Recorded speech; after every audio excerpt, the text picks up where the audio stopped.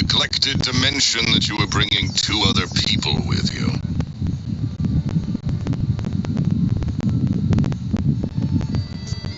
My apologies. These 2 are my assistants. When they heard that I was meeting with the former magic maestro himself, they begged and pleaded with me to bring them along. And if it's no trouble, a couple of autographs would really make their day. Oh, forget the pleasantries. Just sit.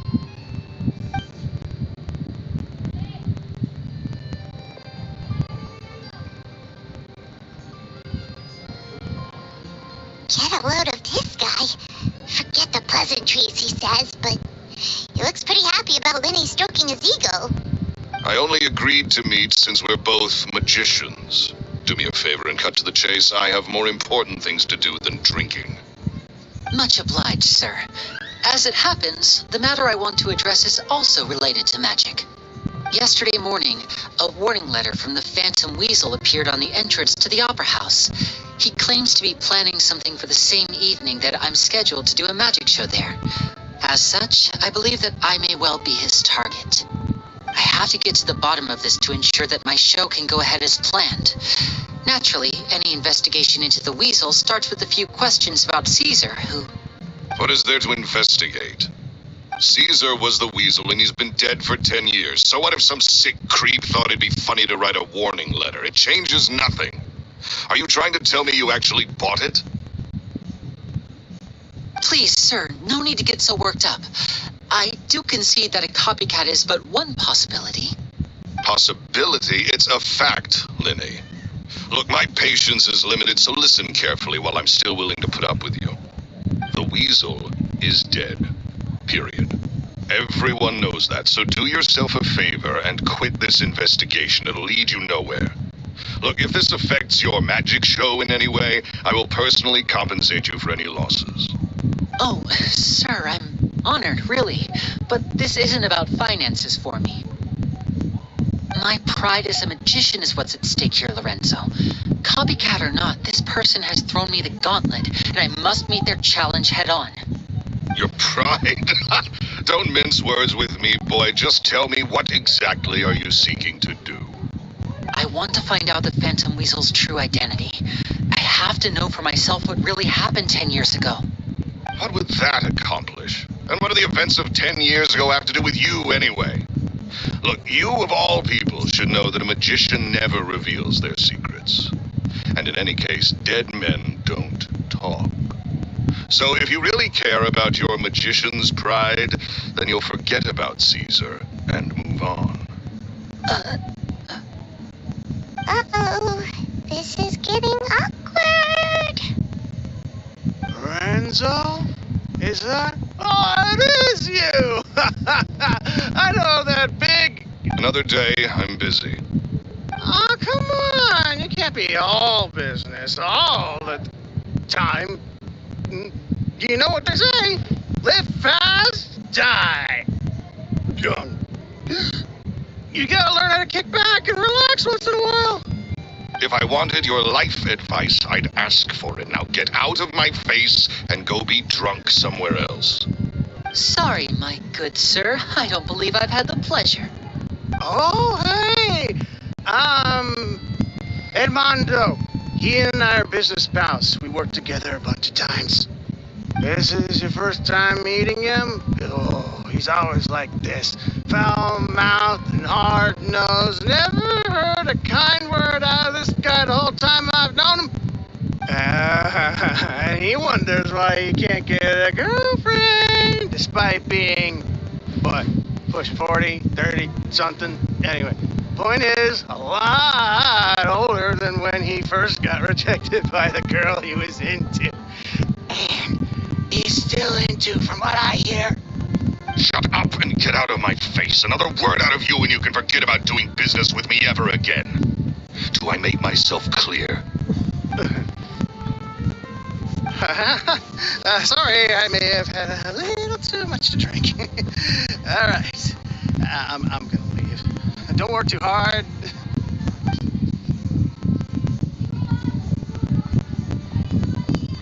I think it's high time I made a move as well.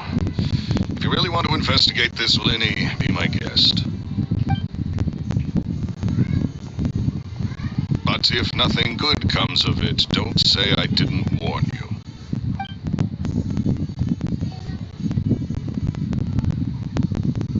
Well, that fell to pieces in a rather spectacular fashion. Any thoughts?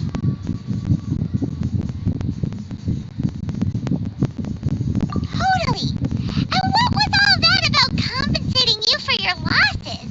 Why would someone you just met make an offer like that? He's got to be hiding something. And not like Gemma. She was a little suspicious, but this guy's definitely covering something up. I think so too. We need to look into Lorenzo more closely. That guy at Mondo seems to know a thing or two about him. He only just left. Let's see if we can catch up with him.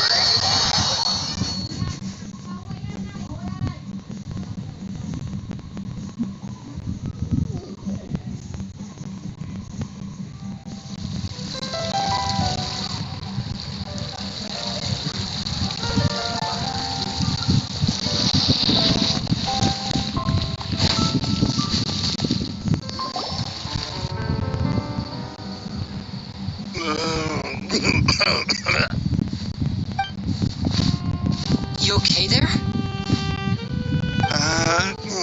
Who are you? Oh, it's just you guys. Don't worry about me. I must have had one too many. I just need to ride it out. I say way too much back there, didn't I? Yeah, I nearly talked myself into complete financial ruin. Note to self, no more drunken chats when Lorenzo's around. So, he was serious about threatening to cut you off? Ugh, Paimon knew he was a bad egg. Hey! Keep your voice down. Don't go prying into Lorenzo's personal affairs. Bad things happen to people who ask too many questions or make an enemy out of them. What kind of bad things? Don't even ask. I'm sorry. I'm gonna have to cut this conversation short. I'm not crossing that line again. And take it from me, trouble with Lorenzo is one thing you don't need in your life. You saw him flare up back there. I don't know what you said to him, but clearly it touched a nerve. That's not a good sign. You're too young for this. Don't get in over your head. I'm leaving.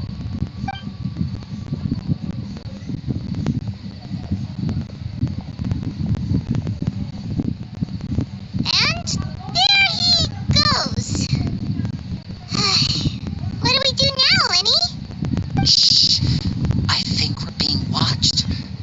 Someone was listening in to our whole conversation. Don't say anything and don't look back. Any altercation in the city will attract the guards. We better take this elsewhere.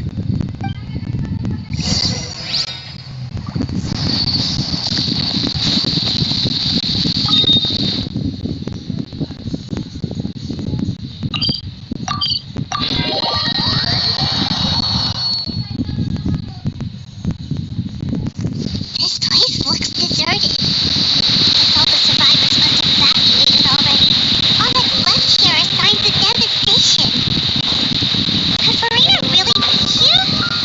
Let's try to find her as soon as possible.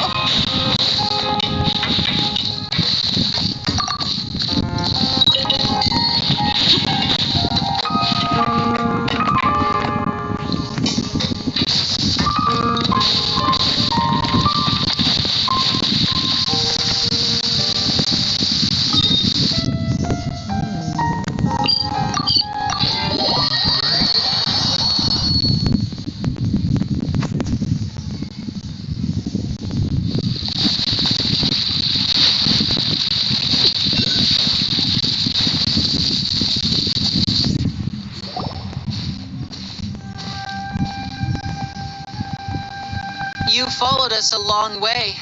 Why don't you come out and introduce yourselves? So you're Lenny. And where's your sister? Ain't she with you today? Save us the trouble and go fetch her for us. Let's not drag this out.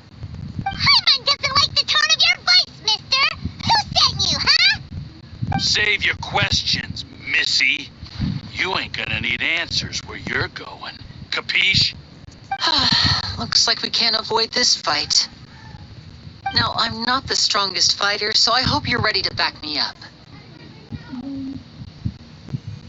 Don't worry, we got this.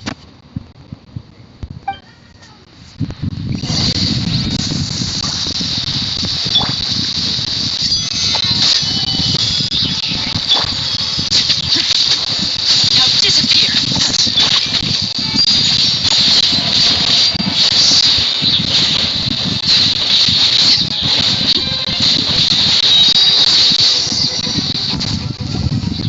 Curses. They're tougher than we thought. Vision wielders are always trouble. Intimidation ain't gonna work like it did on the lady. Come on, let's scram! Hurry, wise guys! We ain't through with you yet! Oh, they got away! Did you catch what they said just before? That sounds like they just wanted to rough us up as a scare tactic. And they've already done it to someone else, but who? You're right. She was injured when we saw her yesterday, and she acted like she had something to hide. Maybe she was too scared to tell us the truth because those guys had threatened her. Well, if that's the case, she should be more willing to open up to us once she learns that those thugs won't be bothering her anymore. Let's head back to the cafe and see if we can get any information from her.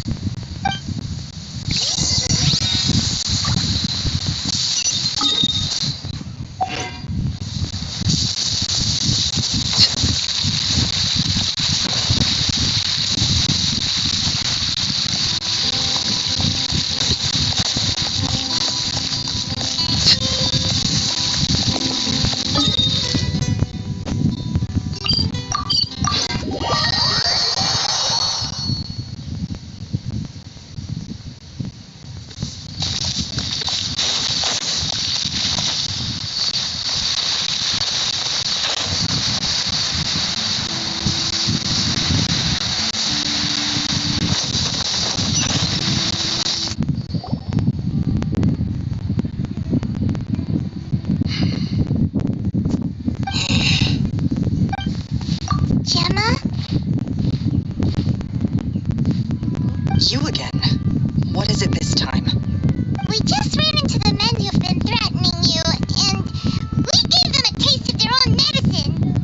So, you can relax now. We're here to protect you. What? Why? I didn't tell you anything. Why would they come after you? Sounds like they're no strangers to you. That's putting it mildly. I know them all too well, and I hate them with every fiber of my being. It's been 10 long years, and still every time I try to look into Caesar's death, they show up and warn me not to do anything stupid. How do I know I can trust you? Do you really think you can get to the bottom of it all? And why are you doing this? I'm afraid I can't reveal all the details just yet, but I can promise you this. I will expose the Phantom Weasel's true identity. Because you see, this is a personal matter of the utmost importance. I give you my word. Trust me. Okay. How can I help you? I've heard that Caesar used to have a magic workshop where he kept a lot of his personal effects. If possible, I'd like to take a look at them. Do you know where it is? The Fleuve Cendre. But the place was sealed up by the police after his death, and no one's been there since. I also know that the Fleuve Cendre is dangerous territory. Lots of hostile groups lurking around. If you're serious about going there, please be careful. Understood.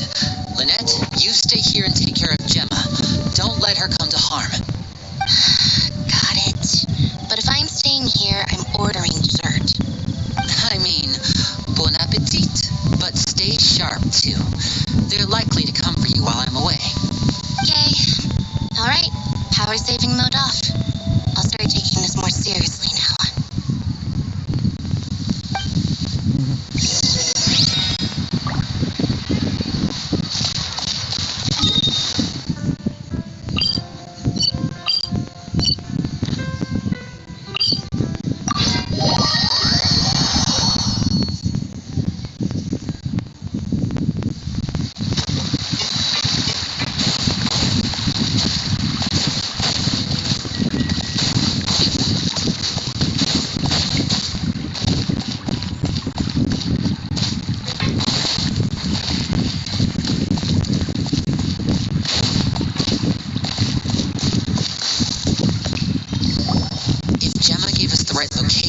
Workshop should be right nearby. Looks like these boxes are blocking the entrance. Let's shift them away first. There we go. It should be just down here.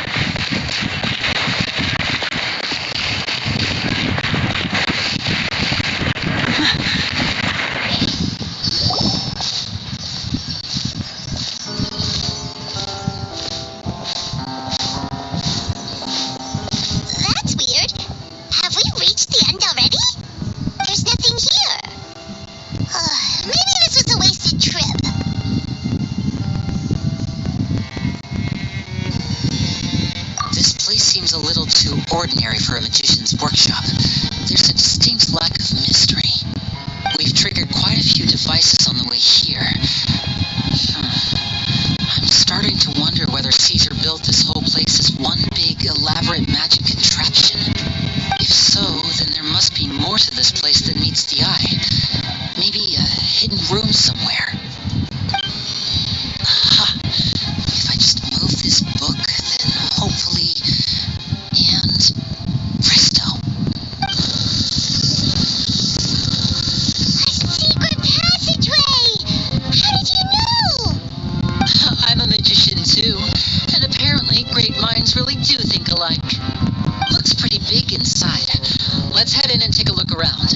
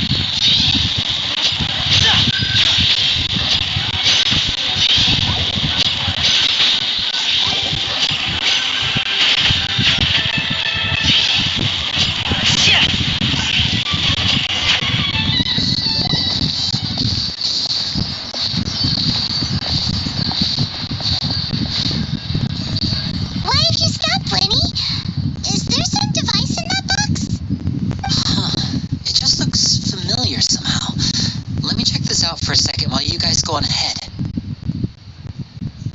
If anyone makes a major discovery, let's rendezvous here.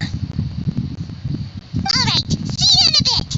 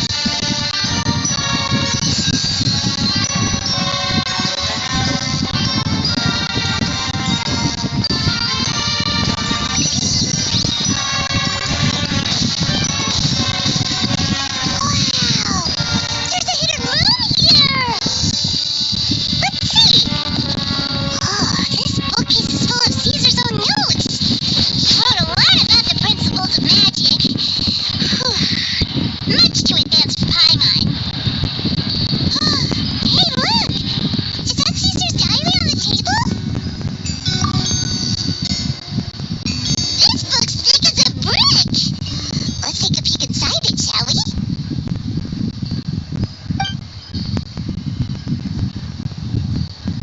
At one of my shows a few days ago, a child asked me how I pulled candy out of my hat. As a joke, I told the kid that the hat has a built-in wish-granting machine. Next thing I know, today a whole bunch of kids were pestering me to pull all sorts of things out of the hat. So I told them another white lie. The machine needs time to power up, but in the meantime, you can write your wishes down. Well, they took me up on that offer, enthusiastically.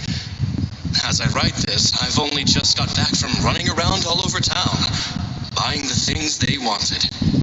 Boy, are my legs sore. I wound up saving very little this month, but that's not a major issue. I now have a bigger problem. How am I going to hide all these things inside my hat? 2 children came to talk to me after today's show. I don't know why they were out on their own. They looked much too young to be unsupervised. I do hope they got home safely. Anyway, they said that they wanted me to teach them how to do magic. It's not uncommon for children to ask this, of course, but I've never seen any of them as serious about it as these 2. I told them that learning magic is very hard work, but that didn't faze them at all. It's like they already knew. They seemed so committed. I couldn't turn them down. It seems like something's bothering Lorenzo lately, but he won't open up to me about it. Surely he's not upset that I agreed to teach those 2 children. I'll have to talk him around. I have a good feeling about those kids. They're naturally talented, and it seems like they're not new to the world of magic. They have all sorts of fantastic ideas. All I'm really doing is helping them develop a more professional standard training plan. They wanted to call me Master, but I told them they absolutely mustn't. Any magician worth their salt could have taught them what I have. They're the geniuses here. Compared to them, I don't deserve to be called any sort of a master. With time, I have no doubt that they could become far greater magicians than I. My only concern is why they're so mature for their age. I fear they've had to grow up too fast. I don't dare to imagine what they must have been through. Gemma thinks so too. She doesn't like being around them. Says that their eyes are too piercing. They don't bother me, but then again, I've never been the sharpest tool in the shed.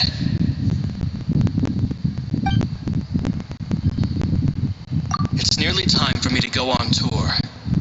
I asked the 2 kids if they'd like to come with me, but they shook their heads. I once overheard them talking about their father and their mission. Sounds like their parents have other plans for them. I guess we'll be parting ways soon. It's only been 10 days since I first met them, but I think that I've gotten a feel for their personalities now. They're very tough, but also very cautious, and they trust no one but each other.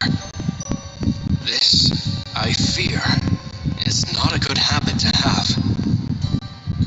They hide things from me too. For example, when I asked them where they live and why they wanted to learn magic, they lied. That's the thing about children. Whenever they're trying to cover something up, it always shows somehow.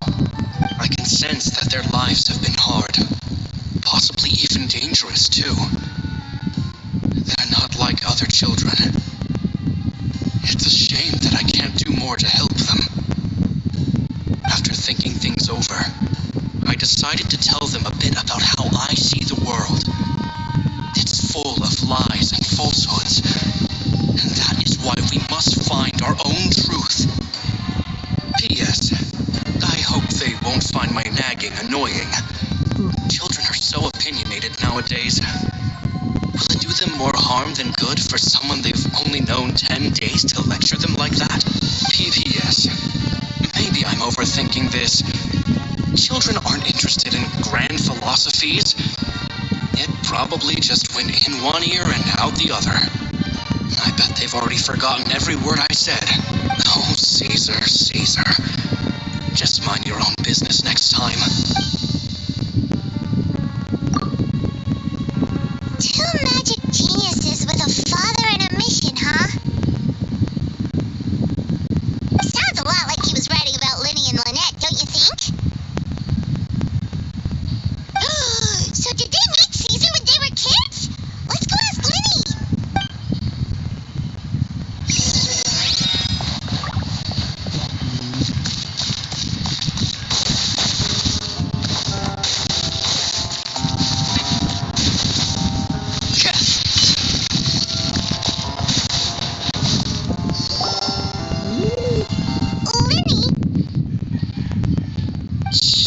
That thought. As I expected, there's a lot of fishy things going on in this place. Fishy? Uh-oh, what have you found? Kitang pansit kanto, parang yan. All in good time. Before we go over our new leads, I want to tell you how a high-altitude escape is performed. First, the magician slots themselves into a magic box in full view of the audience. The box is then suspended high in the air, and a short while later, the base automatically opens. At this point, a dummy will fall out of the box, but it looks real enough to grab the audience's attention, and they start wailing and screaming. Meanwhile, the real magician, who has by now blended into the crowd, waits for a good moment to make their appearance and put on a hysterical performance. Oh no! Is that me? Did I just fall to my death? Very vivid description. Paimon can really picture it. And then what? The audience's gaze then turns to the magician, and by the time they realize what's happened, the dummy has vanished, as if everything that just happened was some sort of shared illusion. Of course, that's just how I think the process should work, theoretically speaking. The inventor of this trick never performed it successfully. When the box opened, Caesar was the one who fell out, and not the dummy. He fell right to the ground from the highest point of the opera house. No one could hope to survive that fall, not without a vision at least. And no one else has ever attempted this trick since. My understanding of how it works is just based on what I could gather from his notes and the relevant gadgets here in his workshop. So Caesar's famous high-altitude escape has never been done, huh? I was about to say how cool it would have been to see it in person, but if it's that dangerous, it's probably for the best that no one else tries to do it. Wait a second. So if a dummy's supposed to drop out of the box, then where does the real magician go? How does he get out? Glad you asked. That brings us to the secret of said box. This box right here is the one that Caesar constructed himself to use in the performance, and it's not as simple as it looks. Inside, there's a device that only the magician himself would know about. Once the magician's inside, and the box is lifted up into the air, the audience's view of the box is fixed at a certain angle. From where they're standing, they have a clear view of the front, sides, and bottom, but the back and the top are now no longer visible. At this point, the magician presses a button inside the box, opening a secret door out of view. He then escapes through this trap door onto the opera house roof, waits for the dummy to fall and distract the audience, and quietly returns to ground level. That's way simpler than Paimon imagined. Even Paimon could probably do it. Well, there's a little more to it than that, of course. The hardest part of this trick is controlling the audience's mood and reactions. That takes an exceptional degree of showmanship. There's the falling dummy, the miraculous reappearance, the pompous performing. Maybe the magician would even have themselves tied up before it begins to strengthen the impression that there's no escape. Many days and nights of careful research and painstaking practice would have gone into this, all culminating in a performance just a few minutes long, but one that still manages to transform the shock and grief of a tragic accident to the joy and laughter of a mesmerizing magic trick. Caesar was a highly accomplished magician. But unfortunately, even he didn't manage to pull it off. So, how did it go so wrong? You said you found some fishy stuff here. Have you figured out what really happened? I can make a pretty good guess. I looked into the case files. The magic box Caesar was using at the time of his death had the secret button I mentioned positioned on the right-hand side. And, sure enough, he always used his right hand as his dominant hand in public. Okay. Nothing suspicious there. But here's the strange thing. Most of the devices in this workshop have the mechanism on the left-hand side, including this box right here, which leads me to believe that Caesar was in fact left-handed. Because a magician can't afford to have their most basic habits stand out too much. People naturally focus their attention on the most important details of the task or situation at hand. But a magician needs to be able to redirect an audience's attention at will, so as to avoid arousing their suspicion. The essence of magic is getting people to believe a lie. If even the truth raises eyebrows, the falsehoods become all the more difficult to mask. And so, Caesar trained himself to use his right hand to align with his audience's expectations. Great magic always requires sacrifices. But in his most stressful and nerve-wracking moments, and when no one was watching, reflex would kick in and he'd use his left hand. That's why he set his gadgets with the mechanism on his left. Exactly. I think that's likely what happened. Caesar would have been under a lot of time pressure during the escape. He'd have had mere seconds to open the hidden compartment, retrieve the dummy, then open the secret door and make a swift escape. But I'm sure he was confident. He would have rehearsed countless times to the point where it was second nature. He'd barely need to think about what he was doing because muscle memory would guide him through. So he opened the compartment, took out the dummy, checked everything was in order, and then went to leave. With his left hand, he reached for the button, and suddenly his heart skipped a beat. It wasn't there. Much like when you reach for your keys but find your pocket empty, his mind needed a moment to process what was going on.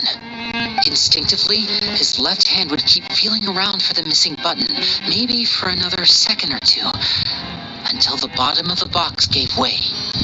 With the stakes being as high as they were, just a 2-second delay cost him everything. The authorities would find nothing suspicious and conclude that his death was due to his own error. When in reality, someone switched the boxes, and they did it to murder him. But how would they be able to make the switch without being noticed? That would be difficult to pull off, no? It would have to have been someone who knew that he was left-handed, and who could move his props around without arousing suspicion. Someone who was always by his side. Isn't that right, Lorenzo? You just couldn't let sleeping dogs lie, could you? There's not a lot of people who'd go to all this trouble for some magician who died 10 years ago. I didn't want to have to do this, you know. Silencing you the hard way just creates more problems for me to deal with. But I gave you your chance. I hoped you'd do what's good for you and back off like a lady, but you disappoint me. You mean Gemma? So you are the one who's been threatening her! Yes, although however stubborn she might be, she was never much of a liability. But you people, you never even knew him, but for some reason you just wouldn't drop it. Which is why you can't leave this place alive. Take them out, and make it quick. Do your worst!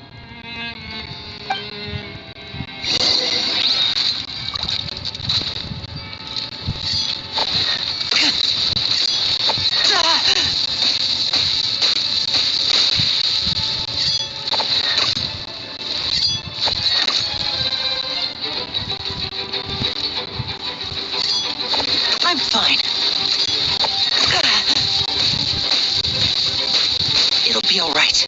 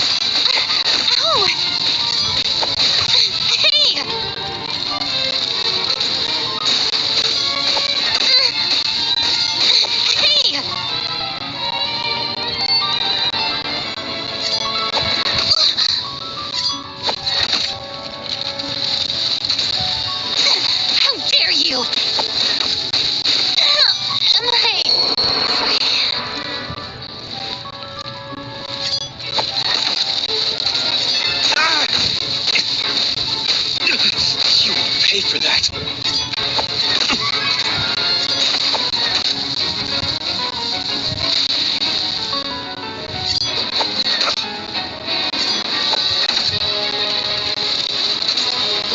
My flame.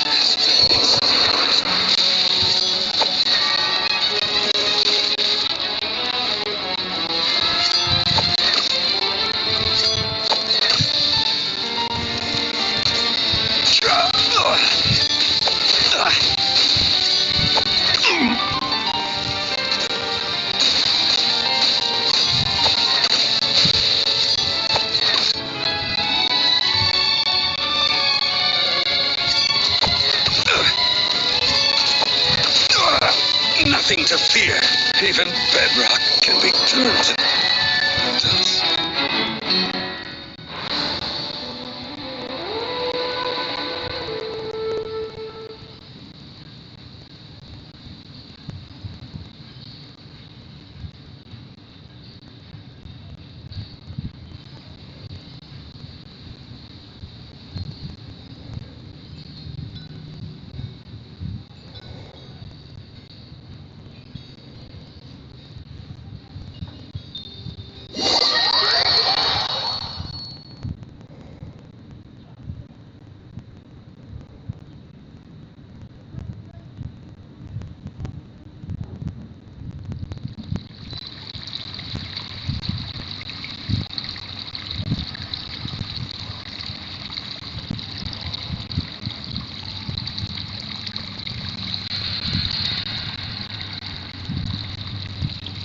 Osmanthus wine tastes the same as I remember.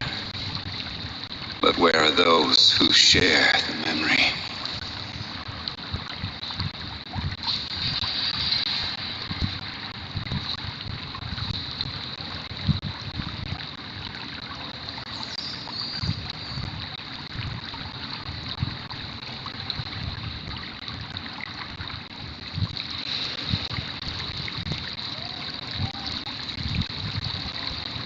Boats are made for transferring commodities back and forth. And those that come across Liyue tend to stay a while. Stabilize!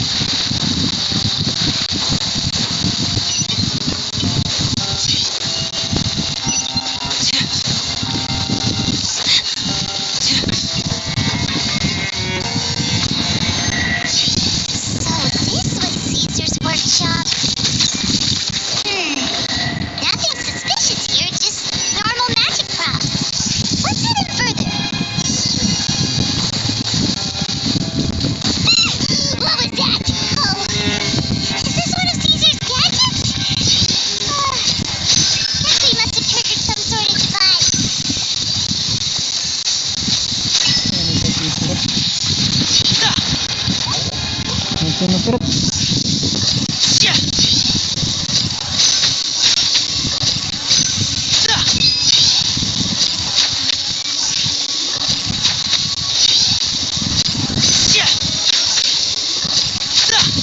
Oo, kailangan din rin yung ito, paste.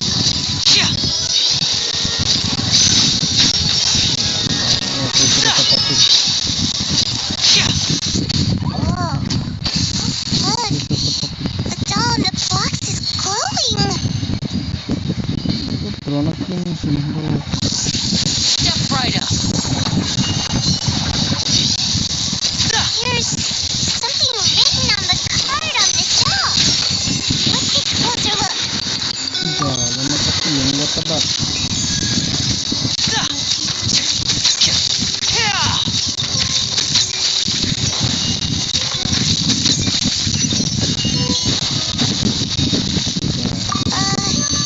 These magic boxes are moving.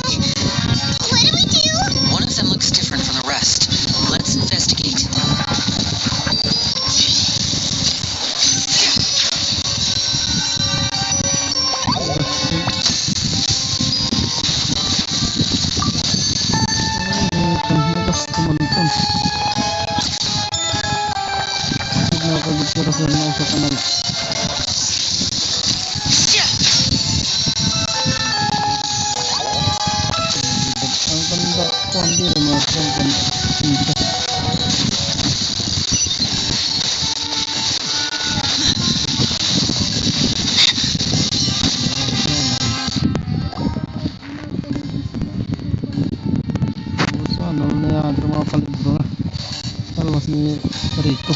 That's weird. Have we reached the end already? There's nothing here. Maybe this was a wasted trip. This place seems a little too... We've triggered quite a few devices on the way here. If so, then there must be more to this place than meets the eye. Maybe,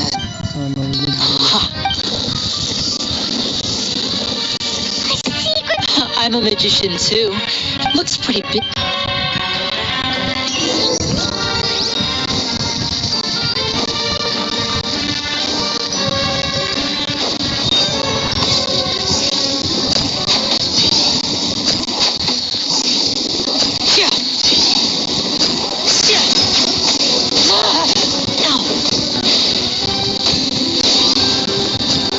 Clever trick.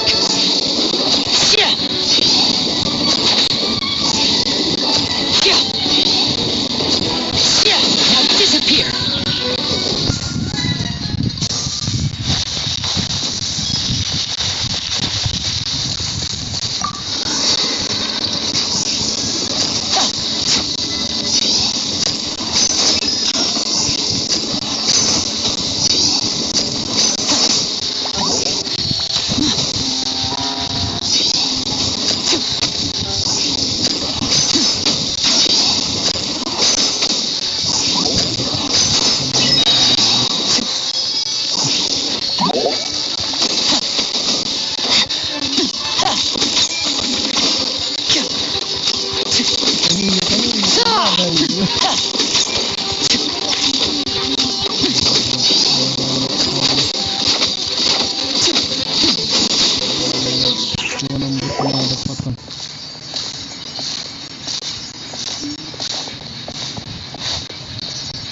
What have you stopped, Flinny? It just looks familiar somehow. Let me check this out for a second while if anyone makes a major decision. All right.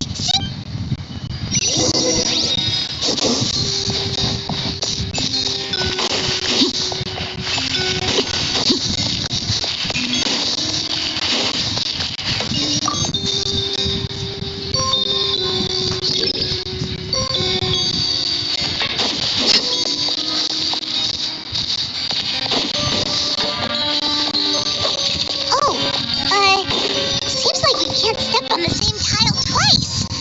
Guess we've got to finish it in one run, huh?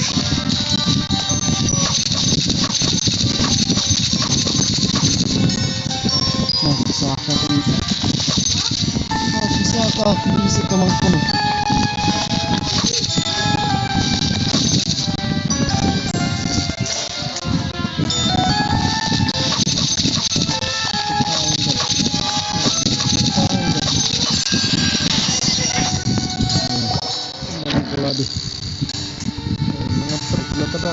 Nagbalik mo na mo.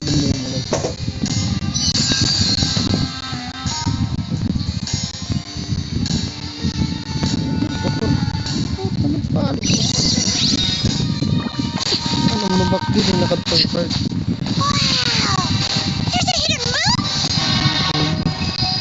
This looks thick as a brick! I hate you. At one of my hazards, so height I wound up. Two children. Anyway, I told. It seems like surely I have a good. They have all. They wanted it with time. Gemma think. It's nearly time. I once over. It's only. They hide. That's the thing I can sense after thinking. P.S. P.P.S. Oh, I'm